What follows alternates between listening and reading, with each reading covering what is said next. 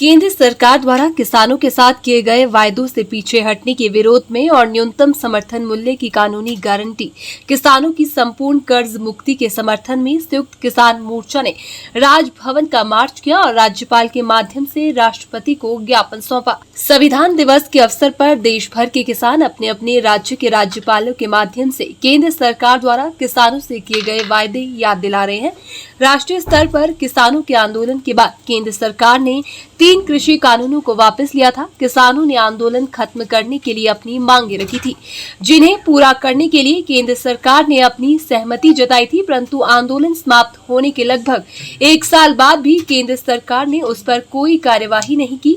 संयुक्त किसान मोर्चा ने सरकार को चेतावनी दी है कि यदि सरकार अपने वायदों को पूरा नहीं करती तो किसानों के पास आंदोलन को तेज करने के सिवाय कोई और रास्ता नहीं बचेगा। देखिए, आप जानते हैं कि इस देश के अंदर आजादी के बाद सबसे ज्यादा बेइंसाफी देश के किसान मजदूर के साथ हुई और खास तौर पर 1991 के बाद हमारे देश के अंदर जब से ये नव उदारवाद का विकास का रास्ता चलाया है, अमीर अमीर हुआ है और गरीब गरीब हुआ है।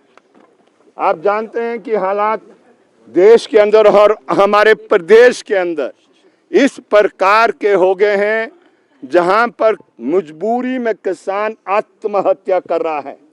और जो 2005 में जो एक रास्ता दिखाया गया था कि किस तरीके से इस कृषि संकट को और जो किसान पर ये जो दमन और जुल्म जो चल रहा है उसे आबाद कैसे होगा, वो था स्वामीनाथन कमीशन की सिफारिश, जिसमें कहा गया था कि हर किसान को हर फसल के लिए आपको समर्थन मूल्य देना है, एक ऐसा मूल्य देना है जिससे वो अपने और अपने परिवार का जीवन यापन चलाए।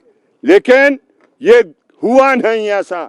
और देश में जब 2 साल पहले एक शक्तिशाली आंदोलन चला, दुनिया का सबसे बड़ा आंदोलन है, और ये भूल जाए गवर्नर महोदय और भूल जाए देश का जो पूंजी का मालिक है, कॉर्पोरेट घराना, दुनिया का भूल जाए, ये आंदोलन पीछे नहीं जाने वाला, आगे बढ़ेगा।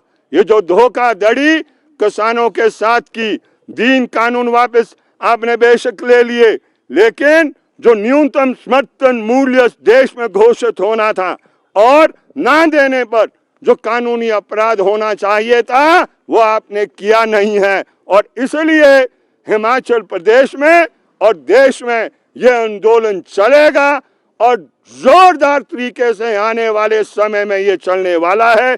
इसलिए आज हम आए हैं ये गवर्नर महोदय को बताने के लिए कि माननीय देश के राष्ट्रपति महोदय को समझा दे कि काल्पनिक दुनिया से असली दुनिया में आए वो, और जो वायदा किसानों के साथ किया गया है उसको वो पूरा करे।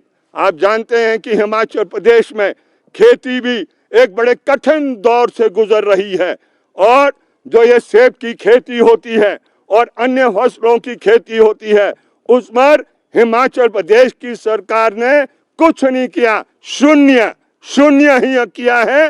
जीएसटी लगा दी। आप बताइए, जीएसटी आप किसानों पर लगाओगे जो अन्न पैदा करता है, जो देश को जिंदा रखता है। और बड़े बड़े प्रधानमंत्री आगे एक दफा नहीं हमेशा ये बोलते गए कि हम जो आयात कर है उसको समाप्त कर देंगे, वो उसको 100% उसको किया जाएगा, उसको बढ़ाया जाएगा, लेकिन आयात कर समाप्त नहीं, वो उसको बढ़ाने का काम नहीं किया गया, ऐसा हमारा मानना है। और इसलिए ये आंदोलन चलेगा और इसकी रूपरेखा आज के बाद तैयार होने वाली है। और अगर दिल्ली की ओर भी कूच करना होगा, संयुक्त किसान मंच जो भी निर्णय लेगा, इस दफा हम बिल्कुल ऐसा नहीं होने देंगे जो पिछले दौर में हुआ। हम उसका हिस्सा बढ़ चढ़ के नहीं बन पाए, लेकिन इस दफा निश्चित रूप से बनेंगे। ये जो बिल ला रहे हैं इसको वापस ले, क्योंकि बिजली प्राइवेटाइज जिस दिन हो गई तो आप समझ ले ये अंत है, अंत खेती का और देहात में रहने वालों का। ये बिजली को निजी हाथ में सौंपना चाहते हैं, इसलिए आज हम इनको आगाह करने आए हैं। मेहरबानी कर फुल स्टॉप लगाएं और जो वायदे आपने किए उनको आप निभाएं।